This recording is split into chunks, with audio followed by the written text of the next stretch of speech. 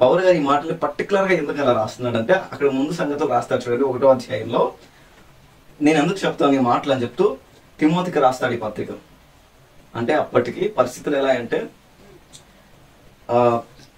ఏదైతే ఎఫెసీ ప్రాంతం ఉందో, తిమోతి అక్కడ పరిచయం చేసింది అక్కడ కదా, అక్కడే పరిచయం చేశారు. ఆ ఎఫెసీ ప్రాంతం ఏదైతే ఉందో సకల సంస్కృతులను కలగలుపుకొని ఒక విశ్వాసానికి ప్రాణం పోసి మీరు హిస్టరీలోకి వెళ్ళగలిగితే సకల సంస్కృతులను అందరి దేవుళ్ళను అంటే అన్ని విశ్వాసాలను కలిపి ఒక మిశ్రమ విశ్వాసంగా తయారు చేసి దాన్ని పూజిస్తున్నారు. తప్పుడు బోధలను దుర్బోధనలు ప్రచురంలో పెడుతున్నారు. ఎఫెసీ సంఘ హిస్టరీ ఇంతకుముందే మనం ధ్యానించాం కదా. ఆ సంఘ పరిస్థితులు ఎలా ఉన్నాయి? Ephesus is a capital city of grammatic witchcraft and black magics.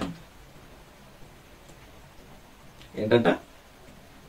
Capital city for మిశ్రమ విశ్వాసాలకైనా తాంత్రిక శక్తులకైనా అపవాది సంబంధమైన కార్యకలాపాలను బలంగా చేయాలన్న ఎఫెసీ ప్రాంతం బలంగా నిలబడింది.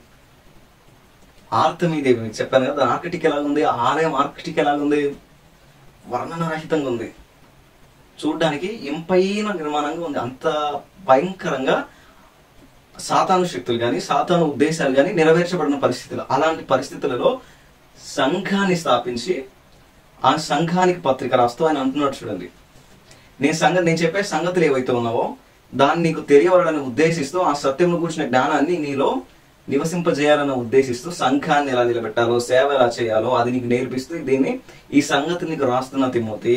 నేను చెప్పే సంగతులు ఏవైతే ఉన్నావో నీవు విని గైకొని తెలుసుకున్నట్లయితే ఆ సంఘము పాటిస్తే ఆ సంఘము సత్యమునకు స్తంభమును ఆధారమయ్యింది.